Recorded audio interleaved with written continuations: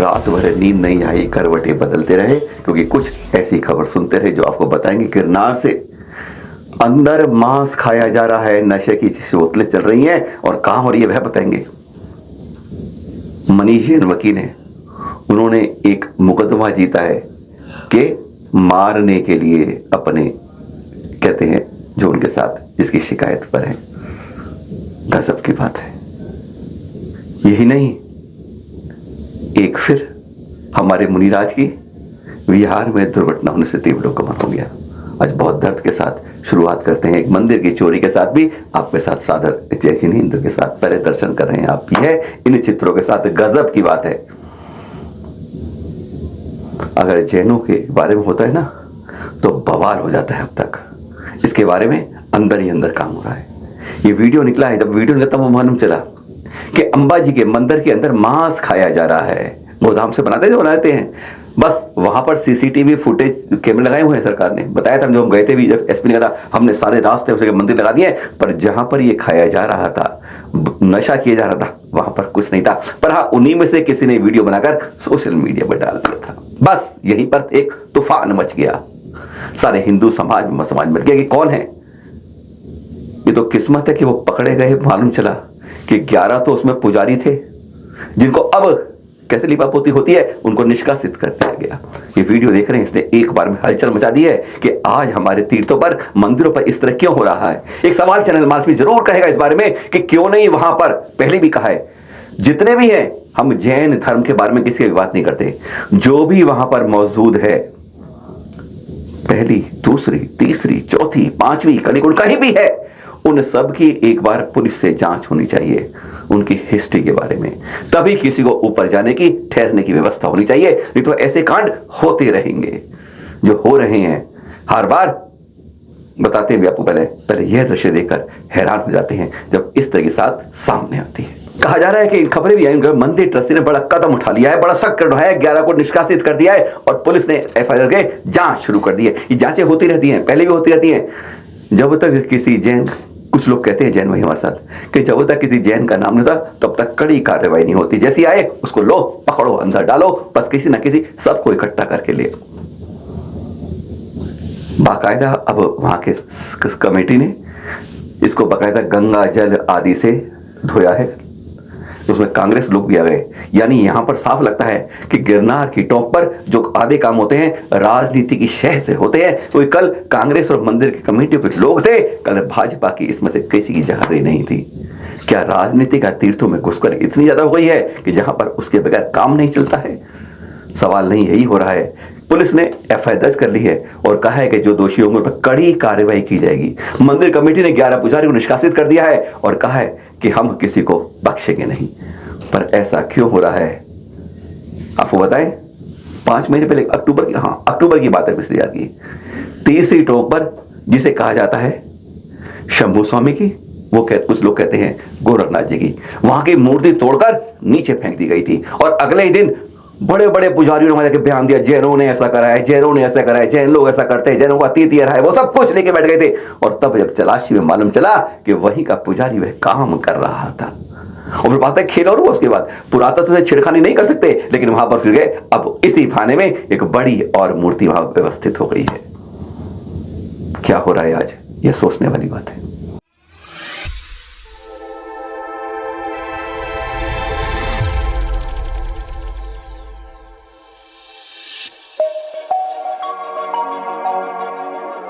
मुनिषी नम्र रत्न विजय जी महाराज साहब 21 साल के हैं, 6 वर्ष पहले दीक्षा ली थी। देख रहे हैं आप, परसों की घटना है। सुबह 5:30 बजे थे, विरार में विहार कर रहे थे कि अचानक दुर्घटना हो गई। एक आयशर ट्रैक्टर एक्शर खड़ा हुआ था और पीछे से हुंडई गाड़ी आई बहुत तेज और खट उसमें लग गई, क्योंकि उसने कोई पार्किंग में लाइट नहीं जलाई हुई थी। सुबह 5:30 बजे की बात है और खट लगी और गाड़ी उछली और सीधा महाराज साहब के ऊपर आ गई। गंभीर चोटें लगी, तत्काल अस्पताल ले गए, लेकिन हम सांसों को रोकते रोकते नहीं बचा पाए। बिहार में हम कल भी दिखाया था आपको, परसों भी बताया था कि बिहार सुरक्षित करवाएं, पर ऐसी घटना आपदा से कैसे बचाएं, बस सवाल यह आ जाता है कि टक्कर उनकी हो रही है, गाड़ी कार उछलकर इन पर आ रही है और उसके नीचे जाके ये दर्दनाक घटना हो गई। कोई इलाज नहीं समझ पा रहे कि आज हमारे संतों के सुरक्षित व्यवहार कैसे हो।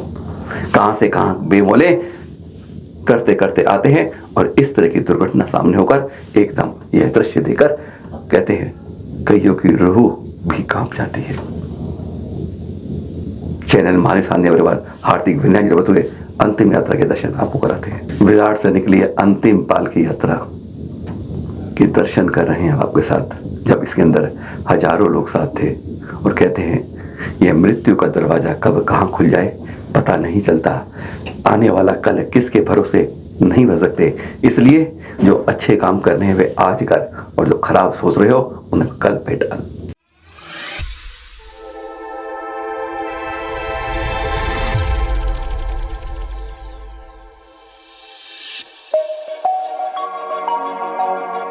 परसों मीडिया में बहुत चर्चा हुई है इस बारे में। लोग high court, supreme court, lower courts, SDM तक की कोर्ट में लड़ते हैं दूसरे को सजा दिलाने के लिए। कई तो इसलिए कि उसे मौत की सजा मिले, पर ऐसे भी कुछ मुकदमे होते हैं जिसमें अपने लिए मौत मांगी जाती है, अदालत मना करती रहती है। नो, राइट टू लिव है, राइट टू डेथ नहीं है, राइट टू डाई नहीं है। पर मनीष जैन जी ने यह 13 साल से लड़ रहे हैं। उसे बताएं अंदर की बात, जम्मू पंचायती कमेटी ना उनके भांजे हैं। कई बार हमारी चर्चा हुई थी, अभी चुनाव भी लड़ा था, पर उन्होंने बताया हरीश लड़की सी फोटो दिख रही है, 21 साल का युवा है। इसके पिताजी दिल्ली के 5 स्टार होटल में काम करते हैं। इन्हें पंजाब यूनिवर्सिटी में एडमिट कराया इसको, लड़के को बीटेक के लिए, फर्स्ट क्लास में था। एक दिन ऐसी खबर आई कि 4थी मंजिल से गिर पड़ा है। बस वह बात है आज की नहीं है, 2013 की बात है। 21 साल का युवा 13 साल से आज बिस्तर पे है लगातार। तब लेके गए थे हॉस्पिटल, पीजीआई में लेके गए, वहां से छोड़ दिया गया। जब से आज तक देश का ऐसा कोई जगह नहीं छोड़ी जहां इलाज नहीं कराया है। लेकिन इनका थोड़ा थोड़ा ब्रेन काम कर रहा है, लेकिन और शरीर में कोई नहीं। आप काट दो, कुछ भी कर दो, खाने की नली लग रही है, सांस की नली लग, कुछ नहीं मालूम। और उसे एक पल का इसका एहसास नहीं है कौन पास है कौन है।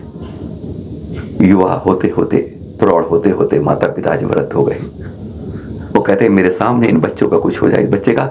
इसलिए मनीष जैन के द्वारा अदालत में पहुंचे कि इसमें अदालत ने जो सुप्रीम कोर्ट में है तो उसने कहा 2 मेडिकल बोर्ड लगा दिए, बताओ इसकी व्यवस्था क्या है, इसे ठीक होने का इलाज क्या है। और अब परसों इसका रिजल्ट आया और तब बड़ी भीगी आंखों से जजों ने कह दिया हाँ, इसको जीने के साथ मरने का भी अधिकार है। सुनेंगे जरा इसको कैसे सल्ले के सितारे की तरह जोड़ा इन्होंने मनीष जैन जी ने, जो वकील हैं, उन्होंने क्या कहा एक बार सुनाते हैं पहले, फिर आपको 338 पे का रिजल्ट जो है ना उसमें से बताएंगे कैसे भावुक हो गए थे जज। नॉर्मली ये पॉइजन का इंजेक्शन लगा दीजिए या कुछ ऐसा काम कर दीजिए जिससे वो डेथ कॉज हो जाए उसकी। लेकिन इसमें इस वाले सिचुएशन में, हरीश राणा की सिचुएशन में सिंपल इतना किया गया कि जो लाइफ सपोर्ट सिस्टम है बस उसको रिमूव किया गया। जैसे अगर आप इसको कनेक्ट करना चाहें, जैसे जैनियों में संलेखना होती है, वो खाना पीना त्याग देते हैं, उसके बाद जितने दिन उनको लगते हैं शरीर छोड़ने में, ऐसे ही सिचुएशन में आ गया है। यह 338 पेज के 11 मार्च के अदालत के द्वारा जज द्वारा दिया गया निर्णय। इसमें उन्होंने संयुक्त रिपोर्ट लिखा गया है। पॉइंट नंबर अगर आप देखते हैं, पहुंचते पहुंचते आते हैं तो इस आखिरी पन्नों में पहुंचते हैं। जैसा कि विद्वान वकील द्वारा पेश की गई संयुक्त रिपोर्ट से और साथ ही माता पिता और भाई बहनों के साथ कोर्ट की बातचीत से साफ है कि माता पिता और भाई बहन पूरी तरह मानते हैं कि मेडिकल इलाज कोई फर्क नहीं डाल रहा है। 13 साल से है बात ये। ऐसा इलाज को जारी रखने और बिना किसी अच्छे कारण के हरीश को तकलीफ देने का जो आज बिस्तर पर पड़ा है, जिसे कुछ नहीं पता है, उसको तकलीफ देने का कोई मतलब नहीं है। मेडिकल बोर्ड के अनुसार यह इलाज हरीश को कोई फायदा नहीं पहुंचा रहा है। इसका कोई चिकित्सीय उद्देश्य पूरा नहीं हो रहा है। हरीश को बहुत ज्यादा अपमान झेलना पड़ रहा है। इलाज की बेकारता, मेडिकल भावनात्मक कल्याण जुड़े सिर्फ पहलू पर एक ही दिशा इशारा करते हैं, यानी मेडिकल इलाज अब रोक देना चाहिए। इस इलाज का कोई फायदा नहीं हो रहा है और इलाज के बाद सही होने की बात तो बहुत दूर है। इस बात को कहते कहते अदालत ने फिर एक भावुक रूबा जो इन्होंने लिखा वह एक ऐसा लिखा है जो सचमुच दिलों को झंझोड़ देता है कि राइट टू लिव के साथ राइट टू डाई भी होना चाहिए। सरकार को इस पर कानून होना चाहिए कि जो आज तड़प रहा है, माता पिता रोते रोते कहते हैं हम तो अब चाहते, हम तो इसके इलाज में बूढ़े हो गए, हमारे सामने इसकी संस्कार हो जाए, कहीं नई जीवन पाए, संतारा के रूप में, यही तो कहते हैं। और वैसे अदालत ने भी कह दिया है, इसके बाद डीएम ने कहा है कि हम इनके परिवार को 10 लाख रुपए आर्थिक सहायता देंगे और साथ में नगर निगम या जीडीए से इनको एक दुकान दिलाएंगे जहां पे अपनी आगे कर सकें। अब यह तक कह दिया है कि इनके जो इलाज में खर्च हुआ है उसको अब देंगे।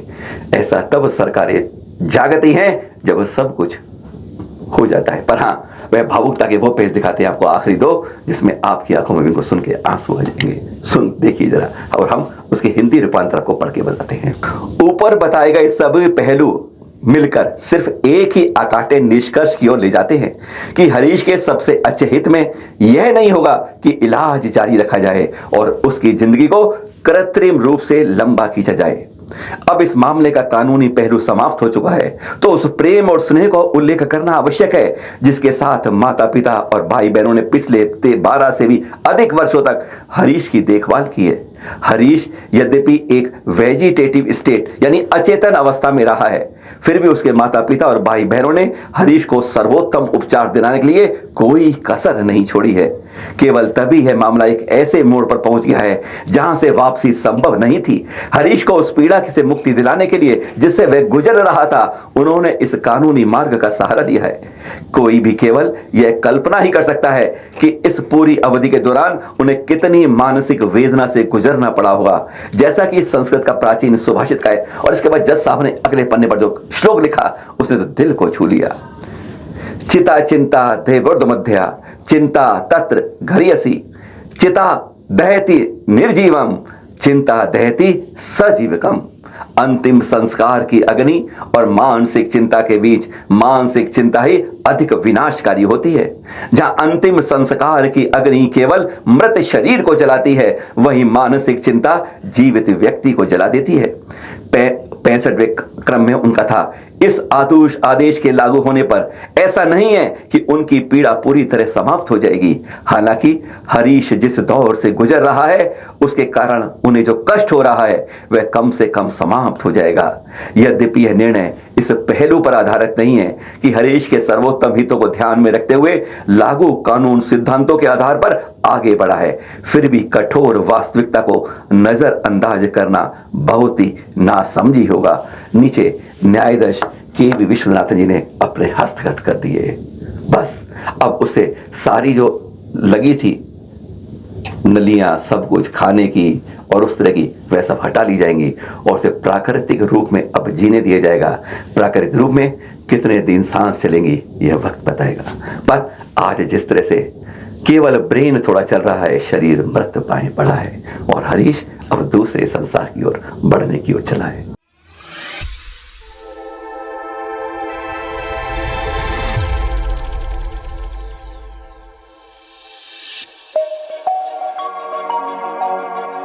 अचल तीर्थ की सुन ली ना दुर्घटना, अब अचल तीर्थ की पीछे थोड़ी रहेगी हमसे। मंगलवार बुधवार की रात की बात है, 2 से 3 के बीच की बता रहे हैं। नरसिंहपुर जिले के गोटेगांव थाना क्षेत्र के राम विहारी गांव की बात कर रहे हैं, जैन मंदिर की बात कर रहे हैं। यहाँ पर ऐसे चोर शातिर थे, ताले तोड़कर तीनों अपने साथ ताले भी ले गए। दान पेटी की सारी राशि ले गए जो 50,000 से 1 लाख के बीच की। मूर्तियां ले गए, छत्र ले गए, सिंहासन ले गए। लाखों की इस लूट के पीछे अभी पुलिस कोई भी सुराग नहीं पता कर पाई है। आज हम अपने तीर्थों की, दोनों चल और अचल तीर्थों की सुरक्षा में कहीं ना कहीं दूसरों पर दोष मंडित करने की बजाय अपनी जिम्मेदारी को जिस दिन सोचने लगेंगे, समझने लगेंगे, कर्तव्य पर चलने लगेंगे, तो जो अभी गिरनार में हुआ है लगातार दूसरी बार, पहले तीसरी टोक पर किया और अंबाजी पर, और वैसे हमारे प्रधानमंत्री तो अंबाजी के बारे में वैसे ही कह दिया है, मैं तो निचोड़ के पहली टोक पे पटक दिया है, वह कभी बाद में बताएंगे। पर आज जो हो रहा है वह सचमुच शोचनीय, चिंतनीय है। समाज को जागरूक होकर अपने कर्तव्य निभाने की आज मांग है। सादर जय जिनेंद्र।